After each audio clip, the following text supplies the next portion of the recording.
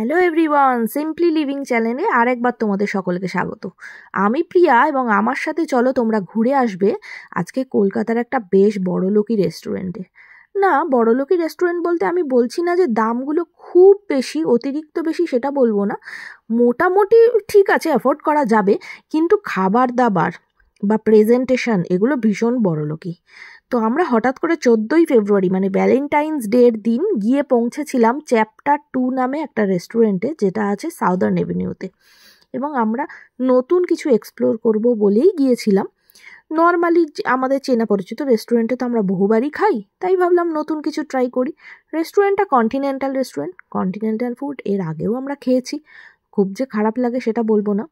তো যাই হোক, চলো ট্রাই করব বলে পৌঁছে গেছি। খুব সুন্দর করে ওরা সাজিয়ে রেখেছিল বাইরেটা, এবং অ্যাজ ইউজুয়াল যেটা এক্সপেকটেশন ছিল ওখানে যে ওয়েটিং হবে সেরকমই আমরা গিয়ে দেখি ওয়েটিং, এবং আমাদের বেশ কিছুক্ষণ ওয়েট করতে হয়েছিল, প্রায় 45 মিনিট মতন আমরা ওখানে ওয়েটিংয়ে বসেছিলাম। তো তারপরে হঠাৎ করে আমাদের টাইম চলে আসে এবং আমাদের টেবিল দিয়ে দেওয়া হয়। আমরা বসে যখন খাবার দেখতে আরম্ভ করি তখনই হচ্ছে মেন কথা। তো চলো রেস্টুরেন্টটা তোমাদের একবার ঘুরিয়ে দিই, ছোট্ট করে দেখে নাও, খুব সুন্দর সাজানো। আমরা একটু ফটো টটো তুলে নিয়েছি। বেশ অনেক লোক আসছিল এবং অতক্ষণ ওয়েটিং দেখে কিন্তু ফেরত চলে যাচ্ছিল। আমরা বসেই ছিলাম, ওয়েট করছিলাম যে খুব বেশি লাগবে না হয়তো সময়। তো যাই হোক, এই সব দিনে তো একটু ওয়েট করতেই হয়। আর ওখানে চলছিল লাইভ মিউজিক।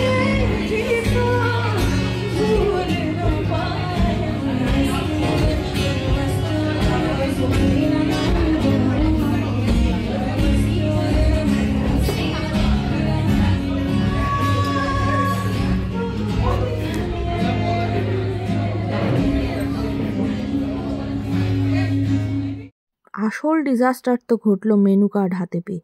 মেনু কার্ডটা যখন দেখলাম, হাতে পেলাম এবং প্রত্যেকটা মেনু যখন দেখছি, একটা মেনুও আমি চিনতে পারছি না, এবং কোনটা অর্ডার করব, কোনটা দিলে কি খাবার আসবে কিছুই বুঝতে পারছিলাম না। তো অনেক অ্যানালাইসিস করার পর, তোমরা আমার মুখ দেখে বুঝতেই পারবে, অনেকক্ষণ ধরে ঘেঁটে দেখে অনেক চিন্তা ভাবনা করে ভিতরের ডিটেলসটা পড়ে নিয়ে অবশেষে আমি যে কয়েকটা মেনু চিনতে পেরেছিলাম তার মধ্যে ছিল sizzler, fish and chips, fish fry, fish ফিঙ্গারও বোধহয় ছিল, মনে পড়ছে না।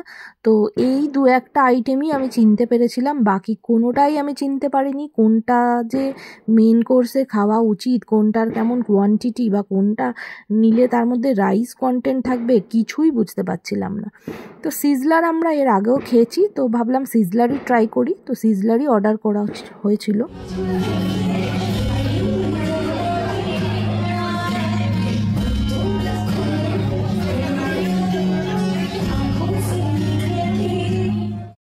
খাবার অর্ডার করে আমরা ওয়েট করছিলাম বেশ কিছুক্ষণ। তো ওয়েটিংয়ে থাকতে হয়েছিল কারণ প্রচুর ভিড় ছিল, সমস্ত টেবিল বুক ছিল। তো সেই জন্য কিছুক্ষণ ওয়েটিংয়ে থাকার পর এবং গান শুনে নেওয়ার পর অবশেষে আমাদের সামনে এসে পৌঁছালো সিজলার, এবং আমরা অর্ডার করেছিলাম গ্রিল চিকেন সিজলার।